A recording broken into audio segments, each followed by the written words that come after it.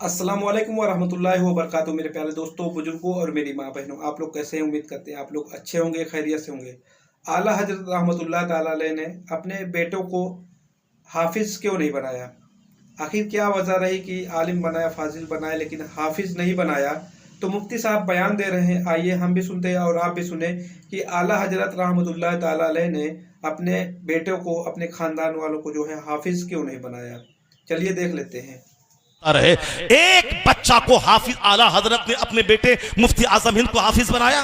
आला हजरत ने अपने बेटे हुज्जतुल इस्लाम को हाफिज बनाया।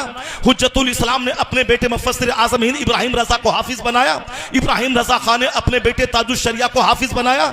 वो तो अरट बुढ़ापे में हाफिज बने। आला हजरत तो जब आलिम फाजिल बन के दिन की खिदमत करने लगे तो वह साल से पहले वो 1 महीने में हाफिज बने, पर उनके बाप मुफ्ती नकी अली खान ने हाफिज नहीं बनाया, चूंकि सिर्फ कोरा हाफिज बनना कमाल नहीं है, इल्मे दीन सीखना, आलिम दीन बनना, फकीह बनना, ये कमाल की बात है। सुभान अल्लाह, बेशक सुभान अल्लाह। अभी जो सिर्फ हिफ्ज पे जोर दिया जा रहा है, ये जाहिल हाफिज को जो पैदा किया जा रहा है, इसके कितना मसाइल इसको मालूम है, न दीन इसको मालूम है, न उसको इसके दिल में अल्लाह का खौफ और डर है। इसीलिए तो दाढ़ी है नमाज नहीं है, टोपी है नमाज नहीं है। दाढ़ी मुंडा ले, दाढ़ी मुंडना उतना बड़ा हराम नहीं है जितना बड़ा हराम नमाज़े पंजगाना छोड़ना है। जुब्बा पहनना जरूरी नहीं है, नमाज पढ़ना जरूरी है। सर पे टोपी पगड़ी पहनना जरूरी नहीं है, नमाज पढ़ना जरूरी है। पगड़ी पहनना सुन्नत है, टोपी पहनना सुन्नत है, दाढ़ी रखना सुन्नत है, वाजिब के करीब है। लेकिन अगर कोई दाढ़ी मूंड लेता है तो उतना बड़ा हराम नहीं है जितना बड़ा हराम जोहर असर मगरिब के साथ छोड़ना है। जी दाढ़ी है नमाज नहीं है, जलसे दस्तार बंदी है नमाज नहीं है। क्या है ये तमाशा? ये तमाशा इसीलिए है क्योंकि हमने आपकी अकीदत का गलत इस्तेमाल किया। हमने आपको यही बताया कि हलवा खाना है शब बारात में, हमने आपको यही बताया कि 11वीं शरीफ में गौसे पाक का बकरा ज़बह करना है, बहुत बरकत हो जाएगी। हमने यही बताया कि तोशे कादरिया करवाना है हर महीने की 11 तारीख को, दौलत आपकी बढ़ जाएगी, दौलत बढ़ जाएगी आपकी। हमने यही बताया आपको। हुजूर ने कहा है अद्दुनिया जीफतुन व तुल्लाबुहा किलाब, ये दुनिया मुर्दार है, उसके तलबगार कुत्ते हैं। अल्लाह समद। और हमने क्या बताया कि हर हफ्ते की जुमेरात को तोशे कादरिया क्या करो, दौलत बरस जाएगी। तो अब नमाज है नहीं, अब वो तोशे कादरिया हो रहा, क्योंकि सबको दौलत चाहिए, माल चाहिए।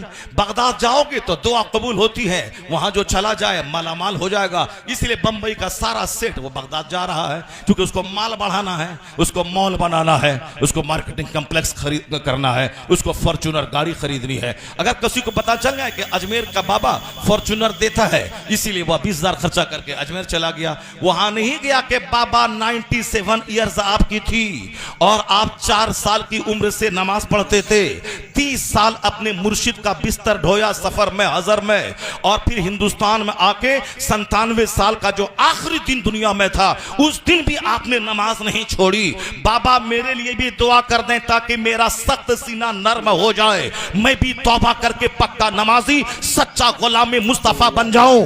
अब वहां कोई नहीं जाता बाबा से दुआ करवाने, ये कहता आप हिंदुस्तान के सुल्तान हैं, हमें मॉल दे दीजिए, हमें प्रधानी के इलेक्शन में जीत दे दीजिए, हमारे बेटे को डीएम बना दीजिए, सामने वाला प्लॉट खरीदना है, पैसा 1 करोड़ है, लगता है उसमें 2 करोड़, 1 करोड़ का इंतजाम करवा दीजिए। ये दुनिया मांगने अजमेर में भीड़ लग रही है। और सुन्नी खुश है कि अजमेर में 50 लाख की आबादी, ये सुन्नियों की आबादी है। वो सुन्नी की आबादी, वो तो दुनियादारों की आबादी है, वो तो साहब माल दुकान मांगने वालों की अब भीड़ है। ये वहां कौन जाएगा? वहां अजमेर मोहल्ला जो वहां से वापस आके दाढ़ी छोड़ दे, वहां से वापस आने के बाद नमाज पढ़ने लगे, वहां से वापस आने के बाद झूठ छोड़ दे, वहां से वापस आने के बाद लगे जो गरीब नवाज अपना वतन छोड़ा इस्लाम की खातिर, हमें भी अब घर मकान दुकान कुछ नहीं, हमें जन्नत चाहिए, हमें भी इस्लाम का काम करना है। वो है सच्चा गरीब नवाज का आशिक। अजमेर गया था बेनमाजी और वहां से लौटा नमाजी बन के लौट गया। वो ये है फैजान गरीब नवाज।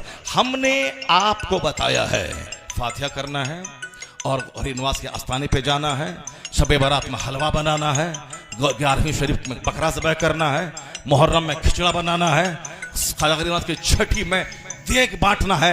इसीलिए सुन्नी उसी के पीछे लगा हुआ है। हमने बताया आपको कि तुम बारिश शरीफ के दिन झंडा लहराना है, अपने घरों में लाइटिंग करनी है, एक दिन लाइटिंग करो जन्नत तो तेरी जागीर हो गई। ये हाथ सब रोजाना 5 टाइम मस्जिद कौन जाएगा? कड़ाके की सर्दी में ठंडे पानी से वजू करके नमाज कौन पढ़ेगा?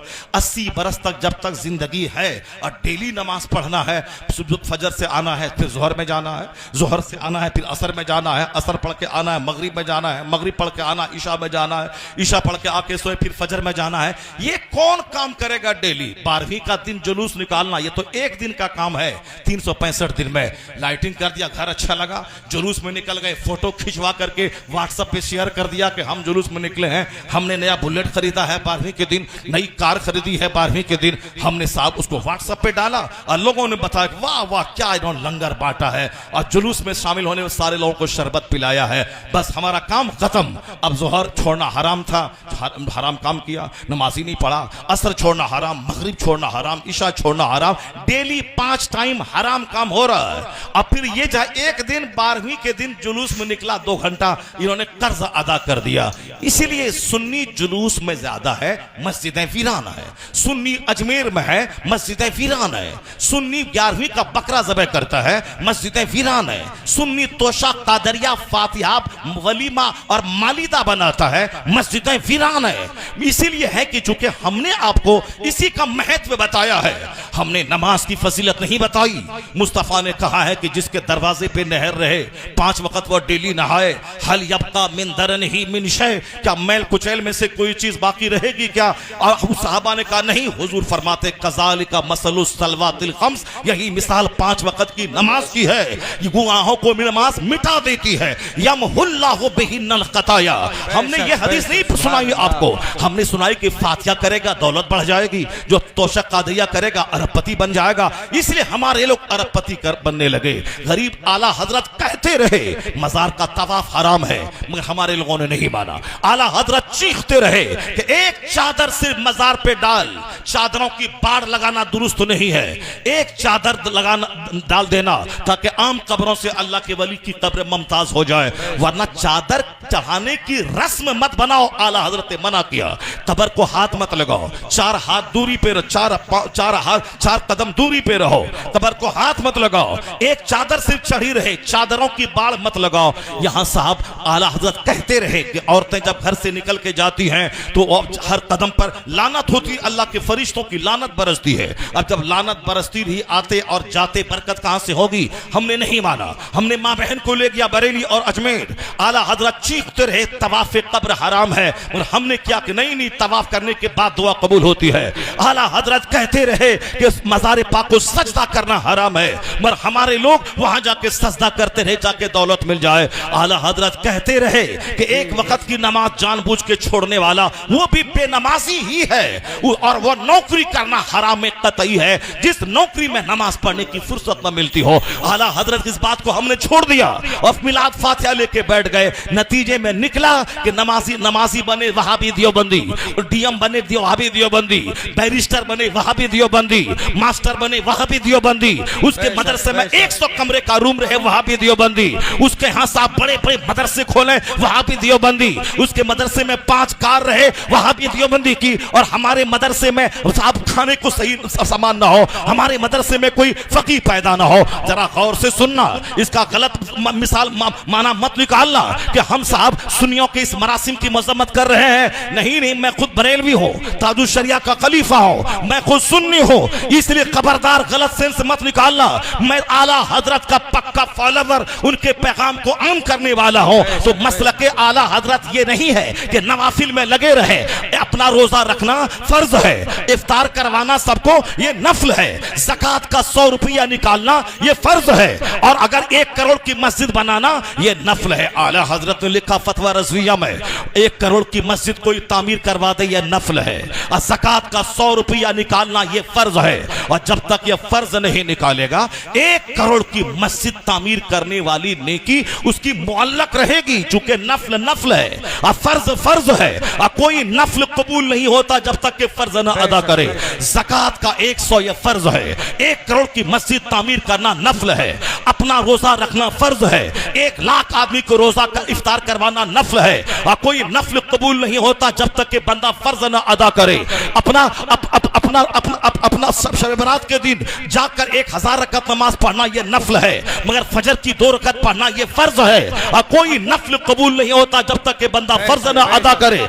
फर्ज फर्ज है, नफल नफल है। 50 आदमी को उम्रा करवाना यह नफल है, अपना हज करना यह फर्ज है, और उस वक्त तक यह नफल कबूल न होगा जब तक कि बंदा फर्ज न अदा करे। फर्ज को फर्ज समझना होगा और नफल को नफल समझना होगा। मजार पे जाना नफल है, फातिहा पढ़ना नफल है। औलिया सालिहीन के मजार पे जाके फातिहा पढ़ना यह अच्छा काम है, मगर यह फर्ज नहीं है, और कोई नफल कबूल नहीं होता फर्ज छोड़कर। इसीलिए आला हजरत ने ज़कात का महत्व बताया कि ज़कात का 1 टाका 1 करोड़ नफल खैरात करने से बेहतर है, क्योंकि ये फर्ज है, वो नफल है। क़यामत के दिन फर्ज का सवाल होगा, नफल का सवाल नहीं होगा। अगर फर्ज के साथ नफल मिला हुआ है तो दर्जात बुलंद हो जाएंगे, उनके मराती बुलंद हो जाएंगे, उसका ग्रेड बढ़ जाएगा। लेकिन नफल है, फर्ज नहीं है, वह नफल काबिल कबूल नहीं होगा। तो जो कहता है फातिहा हराम है वो भी जहन्नमी, जो बोलता है चादर पोशी हराम है वो भी जहन्नमी, जो बोलता है गौसे पाक की नियाज हराम है वो भी जहन्नमी, और जो ये कहता है कि नमाज पढ़ने से क्या होगा, बगदाद जाओ, अजमेर जाओ, मदीना जाओ, फातिहा पढ़ो, लंगर बांटो, वो भी जहन्नमी।